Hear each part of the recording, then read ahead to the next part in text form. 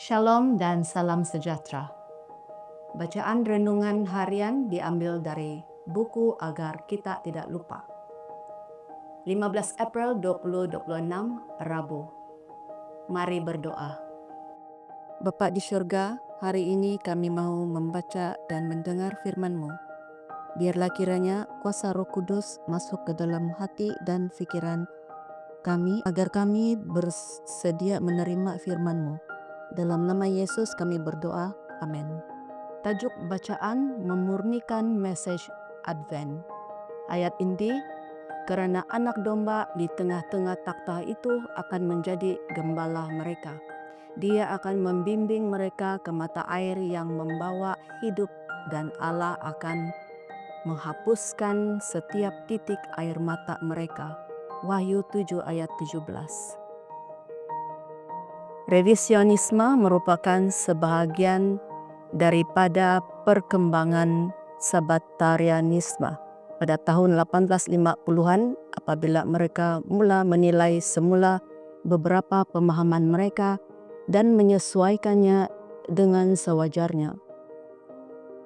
Begitu juga dengan aspek-aspek isu pintu tertutup seperti yang telah kita lihat sebelum ini.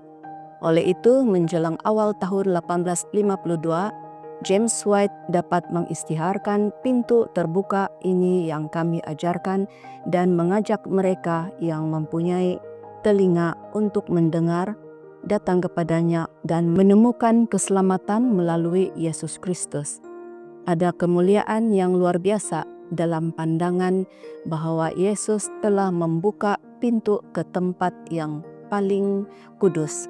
Jika dikatakan bahwa kami adalah penganut teori pintu terbuka dan Sabat hari ke-7, kami tidak akan membantah, karena inilah iman percaya kami. Pada awal tahun 1850-an, James White dan para Sabbatarian lain bersukacita bukan sahaja atas pimpinan Tuhan yang progresif, tetapi juga atas keindahan message mereka dan besarnya misi yang telah ditetapkan olehnya kepada mereka.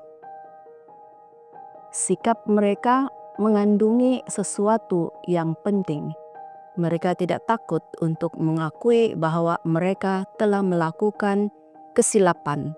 Mereka bukan saja berpegang teguh pada kepercayaan yang disokong oleh kajian Alkitab yang teliti, tetapi mereka juga bersedia untuk menyesuaikan kepercayaan yang terbukti keliru setelah dipelajari dengan lebih lanjut. Ramai di antara kita melihat kebenaran sebagai sesuatu yang statik. Sesetengah daripada kita bahkan menganggap bahwa message Gereja Seventh-day Adventist sebagai sesuatu yang telah lahir dalam bentuk yang lengkap pada tahun 1840-an. Tidak ada yang lebih jauh dari kebenaran. Sistem kepercayaan Adventist adalah aspek dinamik dalam pergerakan ini. Apabila Tuhan memimpin, denominasi ini bersedia untuk mengikutinya. Oleh itu, pemahaman mereka tentang kebenaran Alkitab dan misi mereka telah bertumbuh dan berkembang seiring waktu. Berdasarkan apa yang telah terbukti kukuh, termasuk doktrin-doktrin utama dan pemahaman mereka tentang aliran nubuat antara Wahyu 12 ayat 1 dan 14 ayat 20, mereka terus menyesuaikan sistem kepercayaan mereka agar selaras dengan pemahaman yang lebih mendalam tentang message Alkitab dan keperluan dunia yang berdosa. Dan transformasi itu belum berakhir. Tuhan akan terus memimpin umat-Nya hingga tiba hari di mana kita melihat Kristus datang di awan-awan. Kami bersyukur kepadamu, ya Bapa kami, karena telah memimpin kami pada masa lalu, dan kami menantikan bimbingan-Mu di masa hadapan. Bantulah kami untuk memiliki pikiran yang terbuka dan hati yang siap sedia ketika Engkau membimbing kami langkah demi langkah. Demikianlah bacaan renungan kita hari ini. Tuhan memberkati kita semua. Amin.